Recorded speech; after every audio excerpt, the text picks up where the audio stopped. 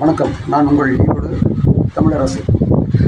இன்றைக்கு நாம் பார்க்கக்கூடிய நம்முடைய மாண்புமிகு தமிழ்நாடு முதலமைச்சர் அண்ணன் தளபதியார் அவர்களுடைய திராவிட மாடல் அரசினுடைய ஒரு முத்தான திட்டம் கலைஞர் மகளிர் உரிமை தொகை.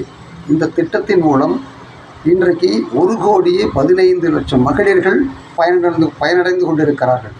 எப்படி என்று கேட்டால், இன்றைக்கு அவர்களுடைய பொருளாதார நிலைமை, மகளிருக்கு பொருளாதார நிலைமை உயர்வாக இருக்கிறது.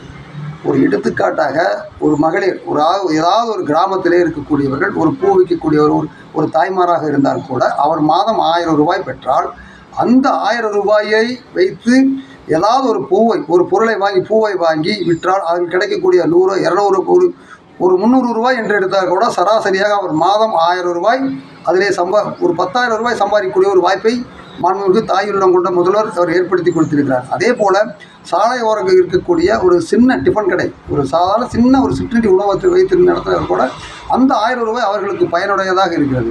அதே போல் நம்ம வீட்டில் இருக்கக்கூடிய நமது சகோதரிக்கோ அல்லது நம்மளோட தாய்க்கோ அல்லது நம்மை சார்ந்த நாம் பெற்ற மகளுக்கோ மாதம் ஒரு 1000 ரூபாய் கொடுப்பது என்பது ரொம்ப அரிதினும் அரிது.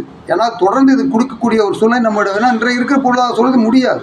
ஆனால் தாயுள்ளம் கொண்ட நம்முடைய மாண்புமிகு தமிழ்நாடு முதல்வர் அண்ணன் தளபதியார் அவர்கள் ஒவ்வொரு குடும்பத்தையும், ஒவ்வொரு மகளிரையும் அவர்களுக்கு தேவையானதை தான் ஒரு தந்தையாக, ஒரு சகோதரனாக இருந்து செய்து கொண்டிருக்கிறார். சரி, இந்த 1000 ரூபாய் வைத்து அவர்களிடம் போதுமா என்றால் நிச்சயமாக அவர்களுக்கு ஒரு மிகப்பெரிய ஒரு ஊக்கத்தொகை. ஏன்னால் இது கலைஞர் மகளிர் உரிமை தொகை, இது உதவித்தொகை அல்ல. இதை நம்முடைய இன்றைய எதிர்க்கட்சி தலைவர் அன்று கூட அவர் அறிக்கையிலே சொல்லுகிற போது, இந்த திமுக அறிக்கையில் தான் சொல்கிறாங்க, ஒரு 10,000 பேர் 20,000 பேர் தான் கொடுப்பாங்க, இது கொடுக்க மாட்டாங்கன்னாங்க.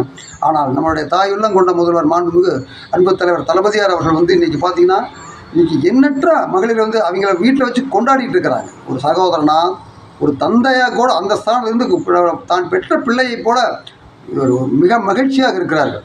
ஏன்னா அந்த 1000 ரூபாய்ங்கிறது என்பது நமக்கு வேண்டுமானால் இப்போ ஒரு சிறிய தொகையாக இருக்கலாம். அதாவது ஒரு பாஜகவை சேர்ந்த முன்னணி நடிகையாக இருக்கக்கூடிய அம்மையார் அவர்கள் கூட கூறியிருக்கிறார், இந்த பிச்சைக்காசு என்று கூறினார்.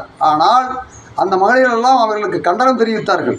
அவர்களுக்கு வேணால் ஏசி அறையில் இருக்கக்கூடியவர்களுக்கு வேணால் பிச்சைக்காசாக இருக்கலாம். ஆனால் நம்முடைய தாய்மார்களுக்கு அது ஒரு மிகப்பெரிய வரப்பிரசாதம்.